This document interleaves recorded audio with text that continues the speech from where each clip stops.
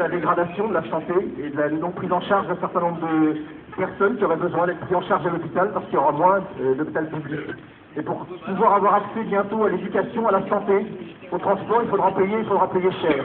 Voilà, alors ce qui est depuis 50 ans gratuit, c'est-à-dire l'accès à l'éducation pour tous, où qu'on soit sur le territoire, c'est-à-dire qu'on habite à Dole, qu'on habite dans le Haut-Jura, qu'on habite à Paris, on avait le droit jusqu'à présent, peu ou prou, même si on sait que le système était imparfait, à la même école, au même enseignement, à des enseignants qui étaient formés, pareil, pour aller enseigner partout sur tout le territoire.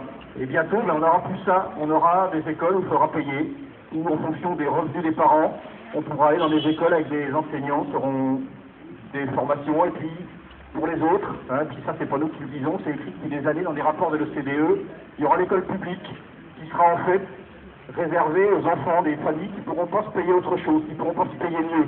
Voilà, alors nous, ce qu'on défend aujourd'hui, M. Sernier, c'est l'égalité, c'est la réussite de tous, et c'est pas la réussite de quelques-uns et la concurrence. Voilà, donc vous êtes responsable de ce qui se passe aujourd'hui, vous serez responsable à l'avenir de ce qui va se passer dans les écoles, de ce qui ne se passera plus d'ailleurs dans les écoles, et si on est là nous aujourd'hui, c'est pour inverser la tendance, c'est pour se battre, pour conserver une école qui soit l'école de tous, pour conserver l'égalité. Et puis je disais tout à l'heure, quand on a démarré, l'école publique c'est l'école de la République, et si l'école publique disparaît, si on ne travaille plus avec les élèves sur autre chose que, parce que l'école c'est pas fait que pour former des salariés servis au service du MEDEF, c'est aussi fait pour éveiller les consciences, pour faire grandir. Et s'il n'y a plus cette école-là, eh ben, il n'y a plus de république, il n'y a plus de démocratie, parce qu'il n'y a plus de liberté de conscience, il n'y a plus de liberté de penser. Je voudrais dire un mot aussi, que je parle de liberté de penser, de liberté de manifester aussi, c'est qu'aujourd'hui on est de plus en plus surveillé. Il y a un certain nombre de fichiers qui se développent, alors je ne vais pas vous parler du fichier d'Exige, mais dans l'éducation nationale, il y a dans les écoles élémentaires un fichier qui s'appelle Base élèves, où on fiche les élèves et les familles. Il y a aussi, pas longtemps, je ne sais pas ceux qui s'intéressent un peu, qui vont sur Internet, on peut voir que le ministère, par le biais du journal officiel, a fait passer un appel d'offres pour trouver une entreprise pour faire ce qu'il appelle de la veille d'opinion, c'est-à-dire pour surveiller tout ce qui s'échange à propos d'éducation sur Internet. Alors, non content de casser les outils de la redistribution, non content de casser les outils de la réussite de tous, et bien en plus ils surveillent. Voilà, donc on glisse tranquillement vers un état dont on ne sait pas bien où tout ça pourra s'arrêter. C'est aussi pour ça qu'on est là aujourd'hui.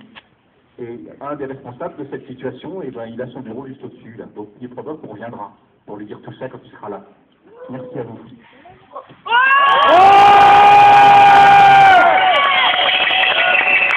Rappelons-le quand même,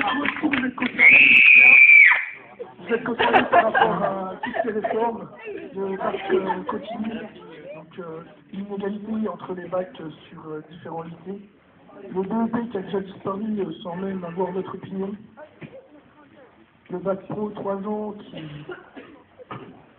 nous fait perdre une année, qui nous chute dans notre réussite scolaire. Je ne sais pas si l'école veut vraiment qu'on apprenne, mais en tout cas, l'État, lui, j'ai l'impression qu'il ne veut pas. Donc voilà pourquoi on manifeste aujourd'hui. Vous êtes tous concernés de près ou de loin sur ces réformes.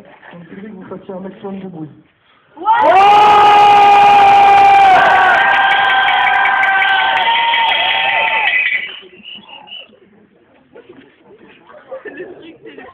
Alors, je voudrais juste prendre la parole donc, au nom de la FPTE, donc par rapport justement, parce qu'on n'en a pas encore parlé au niveau des RASED. Les RASED, donc M. Darcos semble faire une grosse confusion entre soutien scolaire et soutien spécifique apporté par les RASED.